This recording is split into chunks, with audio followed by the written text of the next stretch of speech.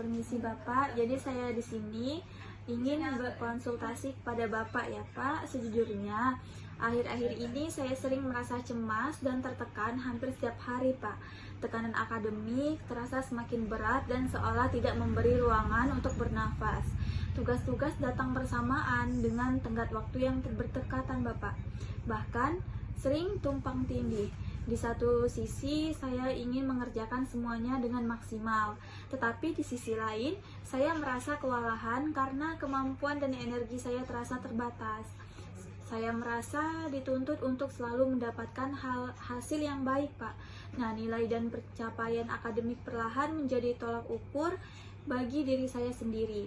Tanpa saya sadar, saya menetapkan standar yang sangat tinggi dan menurut diri saya untuk selalu bisa. Kemudian rasa takut gagal dan takut mengecewakan orang lain terus muncul.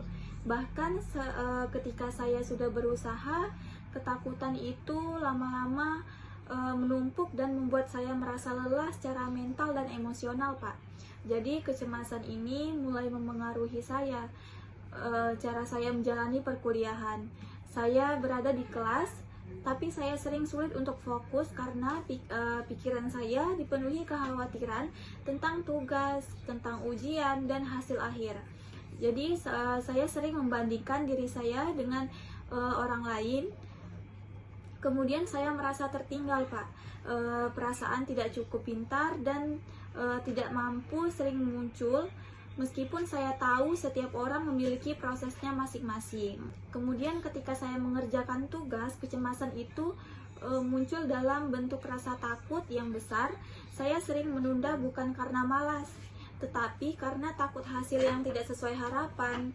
Kemudian saya merasa apapun yang saya kerjakan tidak akan pernah cukup baik. Akhirnya saya terjebak dalam lingkaran menunda, merasa bersalah, dan semakin cemas Pak. Dan hal itu terus berulang pada saya. Perubahan juga terasa jelas dalam kehidupan sehari-hari saya Pak. Pola tidur menjadi tidak teratur, kemudian saya sering begadang karena pikiran saya sulit berhenti memikirkan hal-hal akademik yang belum selesai. Malam hari sering terasa berat karena kecemasan justru semakin kuat.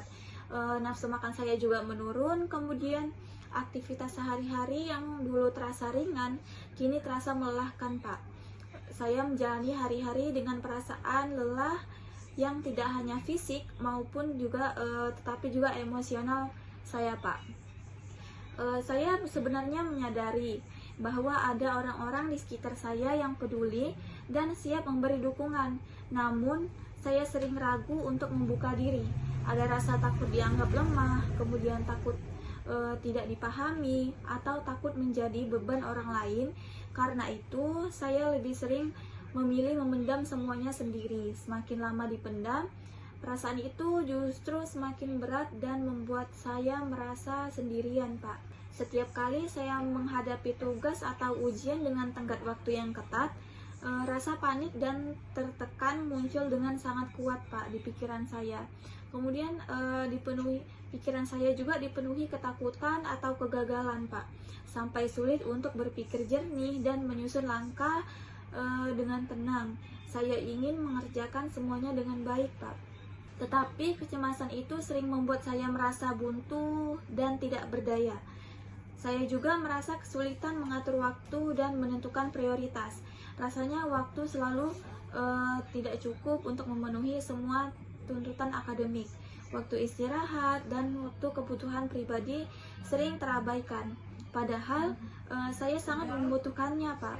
Saya terus memaksakan diri untuk bertahan, meskipun di dalam hati saya merasa sangat lelah. Ketika saya tidak memahami materi perkuliahan, saya sering memilih untuk diam. Ada rasa takut untuk bertanya karena khawatir dianggap tidak mampu atau pertanyaan terlihat sepele. Padahal di dalam hati saya sangat ingin memahami. Diam yang saya pilih justru sering membuat beban kecemasan semakin besar Pak. Semua perasaan ini membuat saya sering merasa tertekan, lelah, dan kehilangan percaya diri.